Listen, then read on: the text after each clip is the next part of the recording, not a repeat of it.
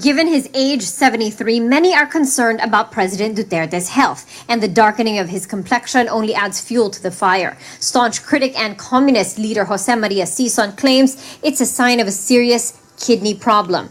The president, missing at least 2 official events earlier this month, didn't help his case. Newly appointed spokesperson Attorney Sal Panelo, however, downplays these concerns, saying that the president is very strong considering his age, some ailments, and his punishing schedule. So tonight we ask, to what extent must the public know about the health of the president? Hello, I'm Mike Yoreta, and you're watching Square Off, Season 16, The Firm Debates.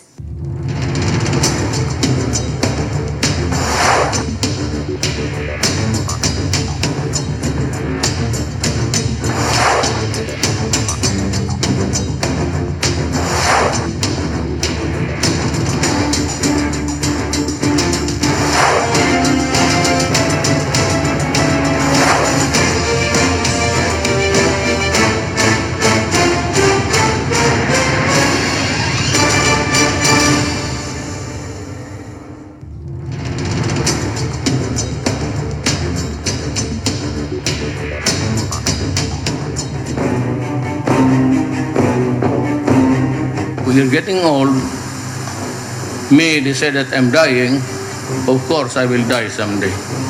Walang problema yan. Death should not worry anybody.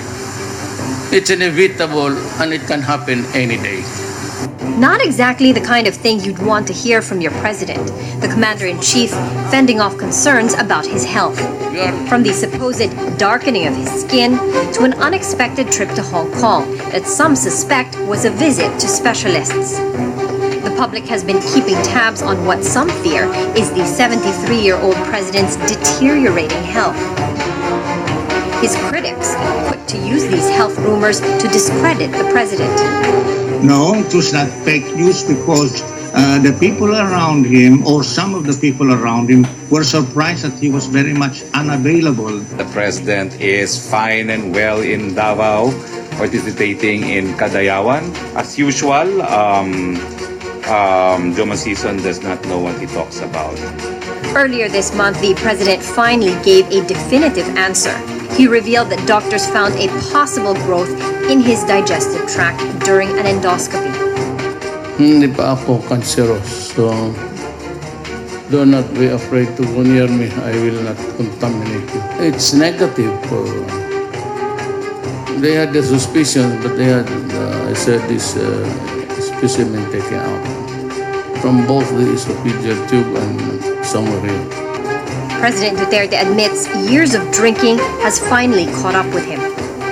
But he can't help but go on the defensive when asked to disclose the details about his health. It is not for public consumption. The Constitution says that you must let the people know. But the procedure is not go direct to the people. So, should all matters relating to the president's health be made public? Arguing for the affirmative side is the University of the East. Driven by excellence, integrity, and social responsibility, the next generation lawyers of the University of the East.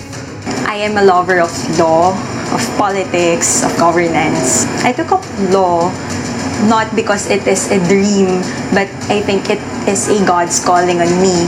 I've learned that law is not just something which is a tool, but really a powerful mechanism that we can use to make changes. I like reading different forms of literature, but mostly mythical, mostly on myth, in that I am majestic.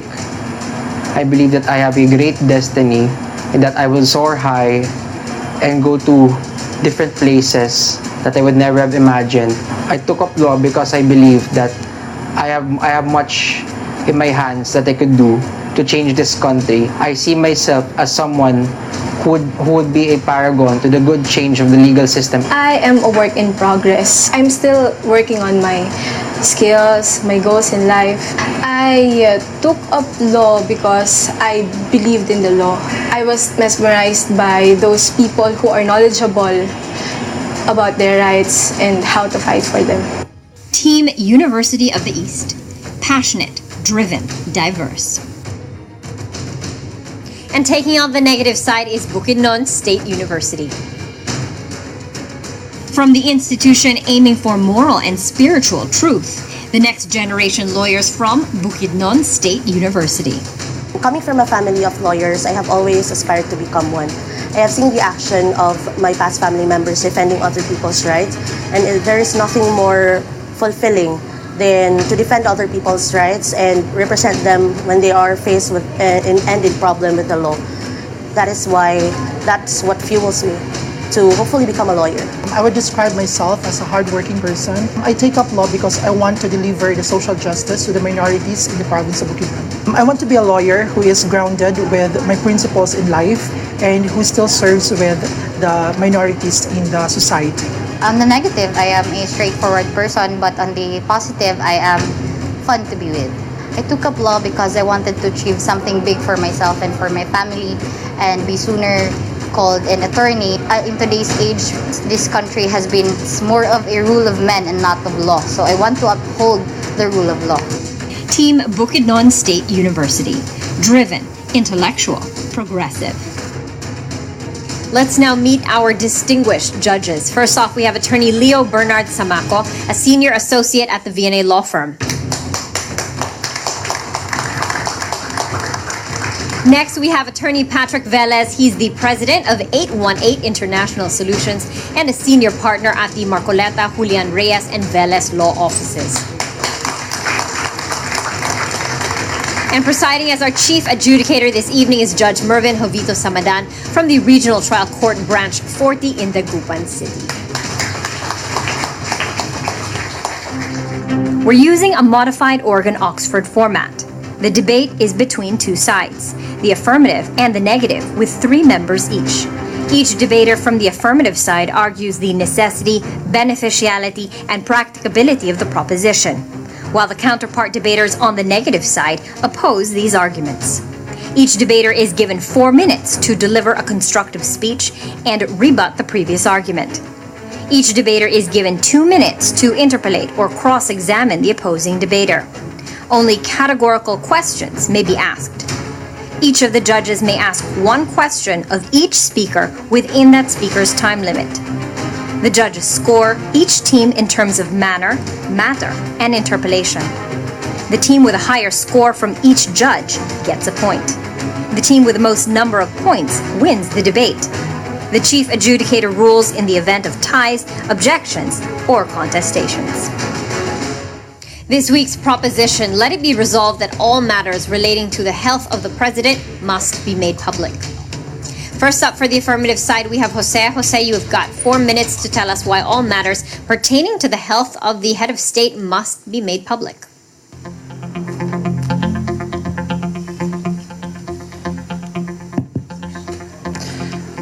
The President's position is of paramount importance as he leads the Philippines 24 days a week and 7 days a week. His health is a matter of public concern because it will always affect the performance of his sworn duty to us, the Filipino people. His health is not covered by executive privilege, and he only has a limited right to privacy. Hence, his health should be fully disclosed. Good evening, distinguished judges, my esteemed colleagues, and my worthy adversaries. We of the affirmative believe that all matters relating to the President's health must be disclosed to the public because the President's health is a matter of public interest as his health could affect the discharge of his duties. For this evening, I give you 2 arguments. First, the President's health is of paramount public interest. The President should always be ready to make the hard decisions. If at any time he becomes temporarily incapacitated to perform his duties, a war could break out. A state of martial law could have been lifted, or urgent policies could not have been forwarded because he wasn't present at the time. He was not performing his functions. Being a matter of public interest, the President is duty-bound to disclose his health because it is not something that he could withhold as it is not related to a non-delegatable and quintessential power as required in executive privileges. We have a right to know if he could still lead us and make the hard decisions for us, as it is the very reason why we elected him. Your Honor, as for my second argument, the Constitution's framers intended for a policy of transparency on matters of public interest. The right to the information of Filipino people is sacrosanct. As a general rule, the government must always be transparent with everything. If a matter like the President's health is of public interest, the government must be compelled to disclose the same. In fact, keeping the status of the health confidential shall have dire effects. Yes, Your Honor. But does the Constitution limit that to serious illness only? Not all matters. Yes, it is true as provided in Article 7, Section 12 of the Constitution that the Vice President may take over the President if in case of serious illness. However, sir, it does not speak of any form of disclosure. It just states that he may be replaced if there is a serious illness, Your Honor. Allow me to proceed, Your Honor. For example, President Marcos was inflicted with lupus, but the government did not disclose the same to the public. As such, we do not know if the duly elected president was still running the government. This clearly is detrimental because such should have been disclosed to the public and the proper procedure under the Constitution should have been followed, as I have stated in Article 7, Section 12, Your Honor. Your Honor, to end my speech, we resolve that all matters relating to the President's health must be disclosed to the public because the President's health is of paramount public importance, as his health could affect his ability in the discharge of his duty to us. Furthermore, the government is compelled to disclose the President's health as it is the mandate of the 1987 Constitution and its framers for the... 2 minutes for the cross-examination. Good evening, Counsel. Yes. Is it in your position that the health of the President greatly affects the discharge of his functions, right? Yes. Okay, and you contend that this effect is primarily seen in the President's absence from events he is supposed to attend, right? Yes. But would you at least concede that not all of the President's absences may be due to his health? No. Then are you aware that the executive power is vested upon the President, right? Yes. So parts of these powers is the power to appoint heads of the executive departments, right? Yes. Okay. So do you know the doctrine of qualified political agency? Yes, of course. It provides that all executive and administrative organizations are adjuncts of the executive department, right? Yes. Okay. So the members of the cabinet are the agents of the chief of the chief executive, rather, right? Yes, I don't know where this headed. The acts of the department secretaries performed and promulgated in the regular course of business are the acts of the President unless disapproved or reprobated by him. Again? You were not listening. So in effect, the cabinet is his alter egos, right? Yes. Okay. So the President is not required to discharge his function all by himself. He is not required to be present at all governmental functions, and the executive shall not be paralyzed if he has reasons not to attend this said events. The Necessity Council fears about political instability. He associated to the health of the President, but his contention is so mythic that he failed to see that the Constitution is sufficient in its character. With all these reasons, no more questions. Right? Cristal, you have 4 minutes to advance your argument on why the details of the President's health need not be publicized. Malinandang pagbati. Greetings of peace. Ladies and gentlemen, worthy councils, your honors. Full disclosure of all matters regarding the President's health will neither guarantee nor render his government better or more efficient. Thus, Bukidnon State University strongly believes that it is unnecessary to support the Affirmative's case. Section 12 of Article 7 of the 1987 Constitution specifically provides that in case of serious illness of the President, the public shall be informed of the state of his health. Serious illness under the bounds of law is tantamount to the President being incapacitated and unable to render the duties called for by his office. Indubitably, For the public disclosure of the state of the President's health to be mandatory, we must first meet the serious illness threshold warranted by our Constitution, and such information must be accurate, complete, and timely. On the first context, negative argues that when we fully disclose matters regarding the President's health that are not exigent in nature, it would create a bait with media sensationalism by the mass media and an unnecessary cloud of doubt with the masses. Information propagated by the mass media is susceptible to misinterpretation that even simple health problems like coughs, diarrhea, or the like are to be posted and published. This would incite panic and upheaval to the public. As such, we see that the full disclosure of the state of the President's health as irksome to the executive and worrisome to the public. For as long as the President can still fulfill his duties and functions, then we do not see the necessity of such full disclosure. The future of the country rests greatly upon its chief executive. It is essential that the efficiency of the President is not to be kept at bay.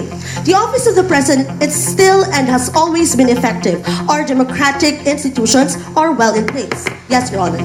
Madam Speaker, would you agree with me that the definition of what would constitute incapacity to perform public office was left there deliberately vague by the framers of the Constitution? Your Honors, it is explicitly said in the Constitution that serious illness will only be the reason as to when such will be disclosed. So, Your Honors, serious illness will later on be discussed under my instructives. So, in fact, there has never been a judicial controversy regarding the constitutional provision because there is no problem nor has there has been any controversy arising therefrom. Why create a controversy now? Is this not a personification of politics? We would create chaos rather than stability, of which we need not at this point in time. We have to remember that the basic function of the executive branch is not solely lodged upon the President alone, as held in the Mihilio versus TIDCorp and Board of Directors. In Marcos versus Manglapos, the executive is described to have a unique role and nature which is crucial. Full disclosure of the state of the President's health would disrupt the fulfillment of this unique and crucial role. This is premised from the case of Neri versus Senate, which held that certain information must, as a matter of necessity, be kept confidential in pursuit of the public interest. With all these reasons, Your Honors, negative stance. 2 minutes for the cross-examination. So, Madam Speaker, Yes? do persons get sick? Yes, of course I do. And as a rule, persons who get sick only know they're sick when they seek medical attention, right? Yes, of course. A person who is sick may be bedridden or hospitalized, right? Yes, arguably yes. As a rule, you know that you have to inform your office or the people in your office that you are sick. As provided for the Constitution, only in cases of I'm serious speaking illnesses. about a regular office. Yes or no? Arguably Yes or no? Arguably yes. There's some functions that only certain people can do, right? Yes. But on the In case of the such- President, he can delegate this. I'm not asking you any questions, Madam Speaker. And such, the mayor can perform functions that only he can do and the vice mayor can't, right? How about the congressman? How about the senator? Where are you heading with this? Just say yes or no. Yes. How about the president? Yes, but ultimately he has executive secretary. No, I'm not asking for your advice, Madam Speaker. And if the president is sick and nowhere to be found, could the vice president immediately exercise the powers of the president? He is not dead, so there is actually no Just way say that yes this or can no. actually- I want a yes or no. Arguably qualified yes. The answer is no. There must be a delegation that the president is incompetent before the president could take stand. That's an all. assumption. Thank you.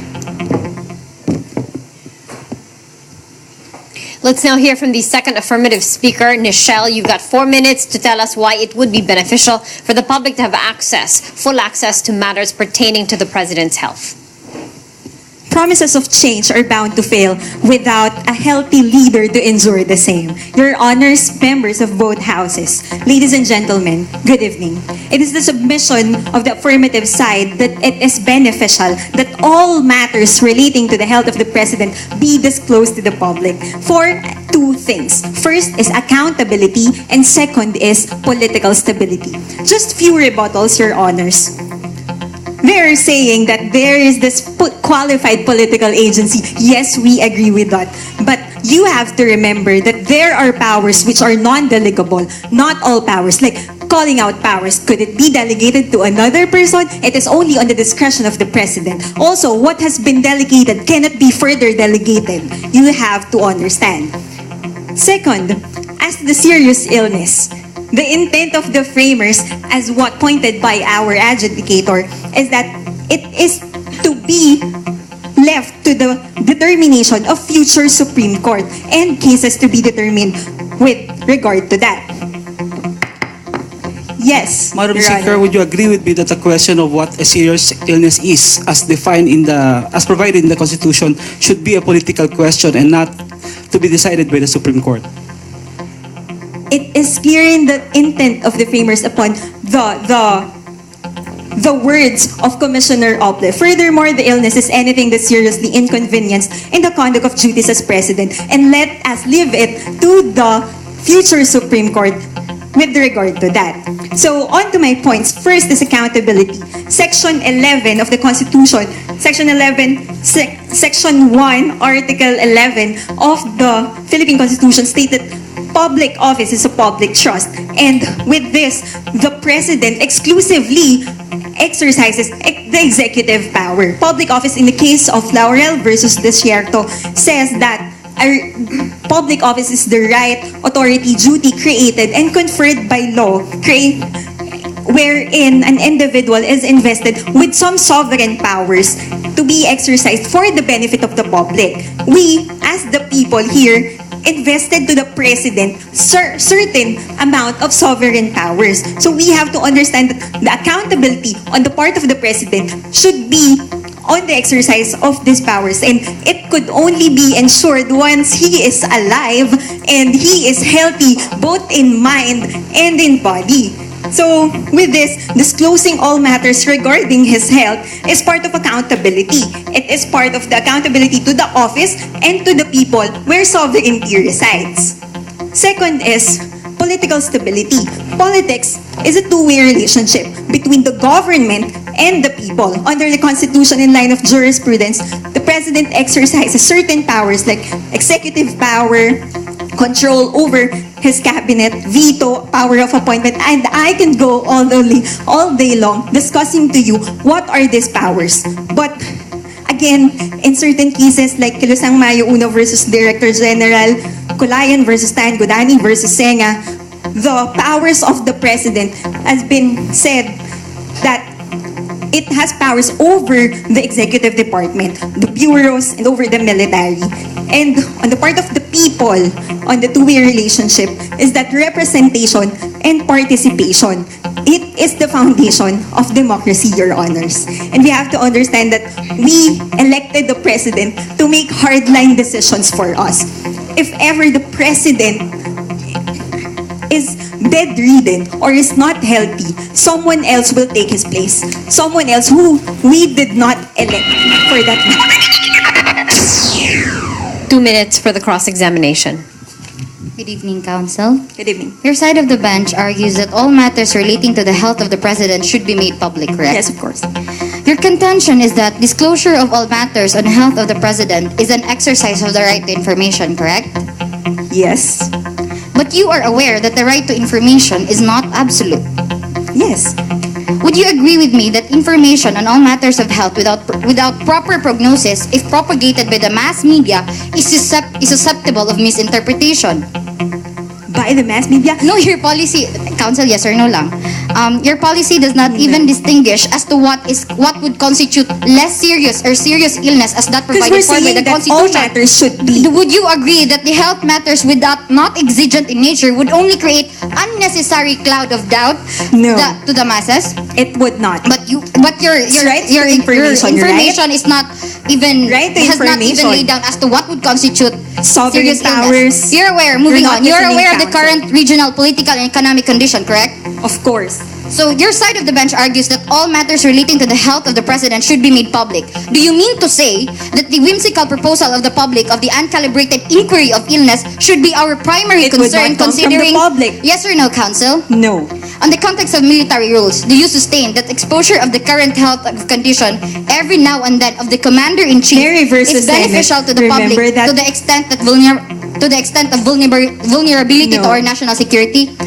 Your Honors, the affirmative has in their premise deemed that satisfying the public demand over the uncalibrated inquiry of illness of our President is far more important than preserving our national security, which in all sense is also our public interest. No further questions, Your Honor.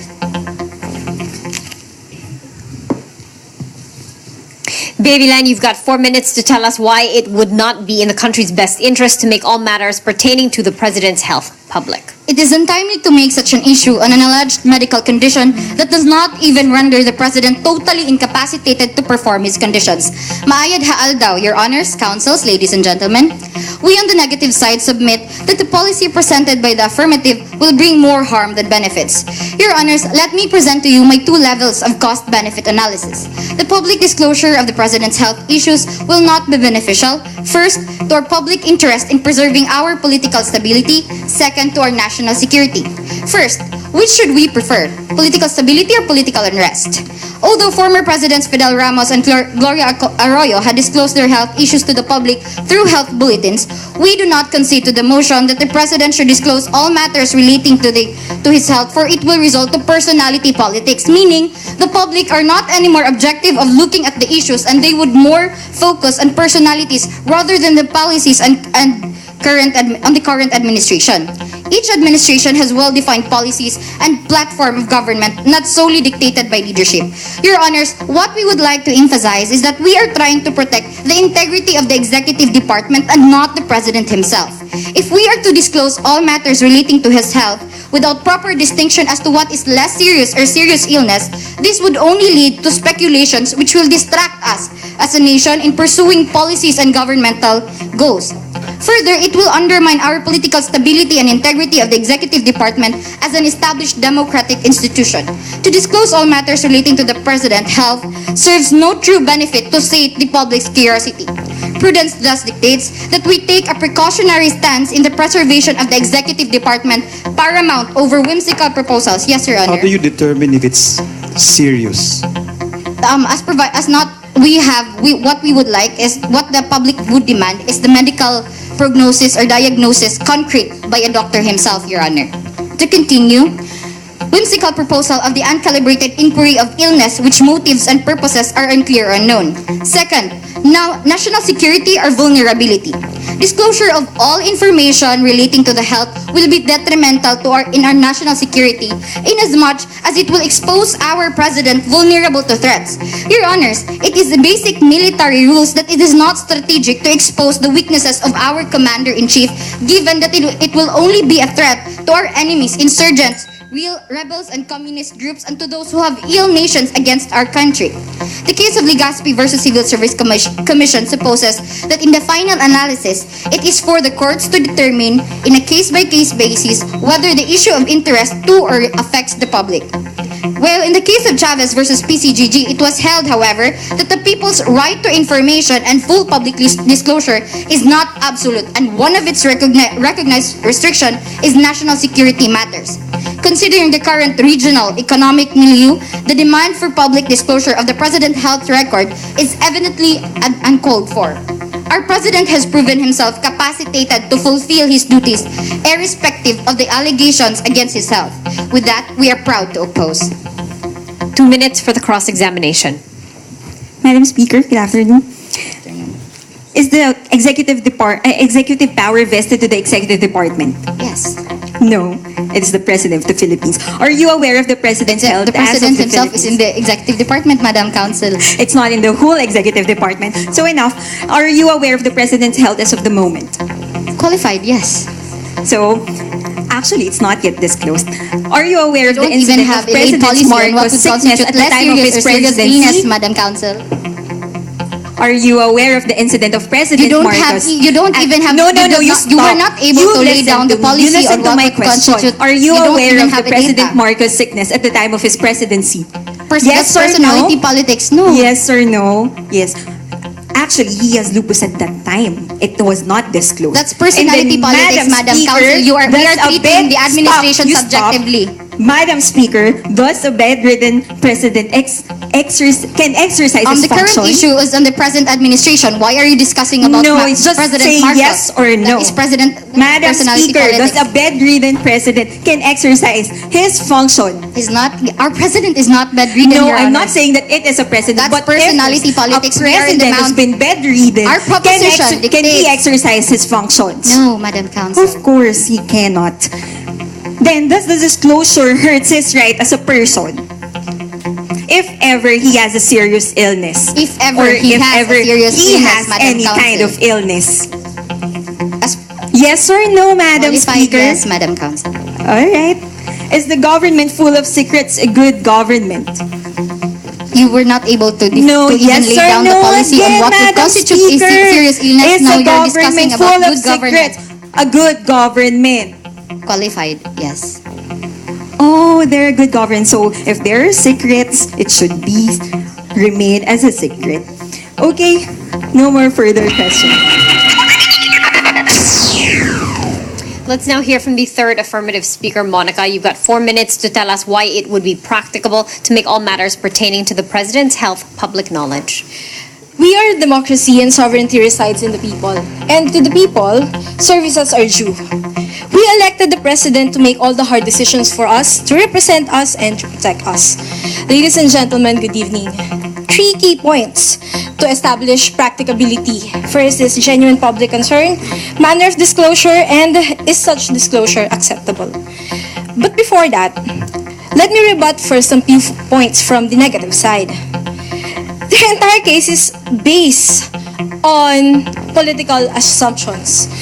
It's also based on the assumption that we defined media as the outlet where the health of the president will be disclosed. But we never said such thing. Let me remind the negative side that the practicability will come at the last speaker. So I will be the one who will tell how this matter will be disclosed. Now, we have the FOI and the executive, FOI for the executive department for that. And we also have the writ of mandamus where we can compel the government to comply with the right of the public to information. Now, on to the first argument, genuine public concern and interest. Serena versus City RM held that in a democratic society like ours, the free exchange of information is necessary and can be possible only if the people are provided with the proper information on matters that affect them. 2 requisites must concur before the right to information may be compelled by writ of mandamus. First, the information sought must be in relation to matters of public concern and interest. Secondly, it must not be exempt from law by operation of the constitutional guarantee. Clearly, the President's health is by operation of law for public consumption as is in Article 7, Section 12 of the 1987 Constitution. Yes, Madam Speaker, wouldn't you agree with me that it would be more practical if you can invoke Section 12 of the Article 7 of the Constitution only in the most compelling circumstance, considering that it would result in a constitutional crisis if you would use such section? Thank you for your question, Your Honor, but the framers of the Constitution was clear in telling that it should be the Supreme Court that should determine the seriousness of the illness of the President. They may implore the aid of expert witnesses or expert testimonies from medical doctors to determine such. But it is not for us to say that the Supreme Court cannot exercise that when the framers of the Constitution deliberately said that it is for them to decide. Okay, as to the first requisite, going back, public concern and public interest covers a wide range of issues that the public may want to be familiar with especially those issues having a direct effect on them. Every decision of the President affects the country. As such, the health of the President falls within the ambit of public concern and public interest because it directly affects the services due to the public. Next, as to the manner of disclosure I have given to you a while ago, first is the FOI and the writ of mandamus. If the FOI fails and the Office of the President does not release medical bulletins, that's when we go to a writ of mandamus. Hence, we can actually not resort to writ of mandamus itself already if we can still exhaust the FOI. Then lastly, is such disclosure acceptable? In case of doubt, matters should be resolved in favor of disclosure rather than confidentiality. This is in keeping with our constitutional policy of full public disclosure and the constitutional guarantee of the public's right to information. In a lot of cases, such as Valmonte versus Belmonte, Tañada versus Tavera, Legazpi versus CSE, the Supreme Court upheld that the people's constitutional right to be informed of matters public concerning public interest. 2 minutes for the cross-examination. Good evening, Council. Good evening. Would you agree with me, Council, that the state has the power to govern the way its people exercise their rights? Yes. Yes. And this pertains to the inherent power of the state, which is the police power, correct? Yes. Okay. And many, if not all, our constitutionally guaranteed rights give way to the police power, correct? Yes. Okay. Would you agree with me, Council, that the main goal of police power is for the advancement of what we call common good? Yes. Okay. So this means that in the interest of the common good, even the public's right to information may be restricted by the state, correct? I don't think that's the right Yes or application no, of Madam police power. Speaker? No. Okay. So would you agree with me that part of this common good is the preservation of the integrity of the executive branch or Yes. department? Okay. That's why we have executive privilege. Okay, enough. This is my time to ask you a question. Would you agree with me, Council, that under Article 7 of the Constitution provides the mechanism to be observed in order to preserve the integrity of the executive department, correct? Okay. So serious illness as a minimum threshold for public Yeah, but what is disclosure serious of illness? the Is it Madam for us Council, to please determine? respect my time. So serious illness as a minimum threshold for public disclosure of the President's health is for the common good, correct? Yes. Okay. So, ladies and gentlemen, Your Honors, therefore, Your Honors, based on the answers provided by the Practicability Council, think so. it is impracticable and necessary and detrimental to disclose all matters relating to the President's health. Thank you and good evening.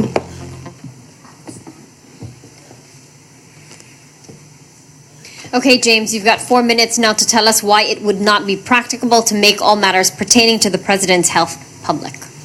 Change is good, but change for change's sake will not better the nation.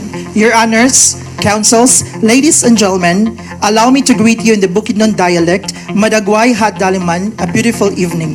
Before I proceed with my constructive, allow me to refute some arguments made by the affirmative side. First, they claimed that this would result to a political instability and they associated that particular problem to the health of the President. But it is very myopic because they failed to realize that the Constitution itself is presumed to be regular and presumed to provide all these problems from the past, present, and the future. Second, the Necessity Council fears that the political instability would result also to the particular unnecessary and this would result the presenting of the medical result of the president would result to political instability as they mentioned. But the medical treatment or the medical information that will be disclosed to the public would only create political instability because medical harassment would likely to be established in this particular event. Your Honors, it is the ardent submission of the Bukidnon State University that disclosing all matters relating to the health of the President is not practicable for one simple reason. Our Constitution in the status quo is sufficient and it's replete with safeguards. For most of these safeguards that we're talking about is a democratic and republican form of government. Ours is unlike the totalitarian government where the fall of the head of the state is tantamount to the collapse of the nation. We have to remember that we have separation of powers and the Constitution provides an elaborated system of checks and balances. Second are the constitutional mechanisms enshrined in Article 7 of the Constitution under sections 8, 11, and 12 which provides, yes, But you would agree that there are some presidential prerogatives that only the President would be able to perform? Yes, Your Honors. There is no problem with that and we can see that there are a lot of things that only the President can perform. However, it would not render the President or the executive branch incapacitated in general. To continue, Section 12 of the Article 7 of the Constitution provides that in the case of serious illness of the President, the public shall be informed of the state of his health. We are assured that should the President suffer any ailment which qualifies as a serious illness, the office of the President shall disclose such information and people's right to know is upheld. One of the drafters of the 1987 Philippine Constitution, the Father Joaquin Bernas, notes that in this situation, access to the President is kept open that for cabinet members in charge of the national security and foreign relations, allowing the President to continue making important decisions in these areas if he is still able. Should the President's health at any time render him temporarily unable to discharge the functions of his office, Section 11, ladies and gentlemen, details the process of which he may temporarily cede such powers and duties to the Vice President as acting President. It also safeguards against a government crisis due to President who may wish to cling to power despite a debilitating ailment and is unwilling to concede his inability. Lastly, Section 8 of Article 7 contemplates a succession plan should the President's health render him dead or with a permanent disability to discharge his office. With the previous enumeration of the constitutional warranties, Your Honors, it is already clear that the status quo is sufficient to ensure that the government will not become inutile whatever the state of the President's health. Thus, to insist in its practicability in order to mollify the questionable motives and purposes of whimsical curiosity as being enshrined by contention of affirmative side is grave disservice to our contention. With that, Bukidnon State University is proud to rest its case. 2 minutes for the cross-examination. Counsel, only yes or no, please. Okay. Thank you. Are you aware that the general anesthesia can make a man unconscious? Yes. Are you aware that giving a general anesthesia to a person of advanced age may result to complications like I cannot see the prolonged relevance this. postoperative? Please listen to me so you can see the relevance. Okay. Post-operative cognitive dysfunction when the elderly is unconscious and immobility is prolonged? Yes. Okay. Are you aware that the President is of advanced age? He is 73. Yes, it's given. General How would you agree? So would you agree with me then that an appendectomy is a minor surgery, right? The removal of the appendix. I guess you're engaged into fallacy of Would ignorance. you agree with me Counsel? also that it requires general anesthesia, right? Okay. If a terrorist attack like the recent Paris bombing happened here and the President was administered with a general anesthesia, counsel my time, while having an appendectomy, he suffered from the complication that I mentioned a while ago. Do you think he can perform his functions while immobilized and unconscious? It's an assertion. Yes or no? Do you think he can? It's an assumption. Yes or no? Do you think he can? It was a hypothetical question. So yes or no? Yes, for medical purposes. How can? Okay, we all know that the answer is a no. Now, assuming he kept it private because he deems it not serious illness, do you think the cabinet members can have access to him during such condition? You failed to check Section 8. Section 12 of Article 7, Council. Just say yes or no. There are people who are allowed by the Constitution to know and to access the health of the President. Following such line of thought, can the Vice President assume without knowing that the President is incapacitated and without the declaration of the Where cabinet did you members? get that logic? Just say yes or no. No, of course no. The question was not just for him, it's for all of us. We all know that the Vice President cannot assume because the declaration is absent, because the cabinet doesn't have access to it. Let's now hear what our judges have to say about our debaters. Attorney Samako, how did the affirmative side, the University of the East, do? I like their effort to use artistic argumentation in arguing for the proposition, because it's the subject itself is kind of difficult to argue for all matters relating, but they have a wider artistic argumentation and to use other non-legal arguments for the proposition. So that's a plus for them. And Attorney Velez, how did the negative side, the Bukidnon State University, do? Before that, both teams really gave us a very difficult time in trying to decide which one was gave a better argument. But kudos to both teams, they're really very good. With respect to the negative side. I think what got into me was the fact that they're trying to argue that secrets are the currency of kings, and that these things cannot simply be subject of, in the words of one of the speakers, subject of whimsical curiosity. And that got to me. So that was a very good argument from your side, and well argued, guys. And now let's hear from our chief adjudicator, Judge Samadan. Your Honor, who did the judges pick for Best Speaker?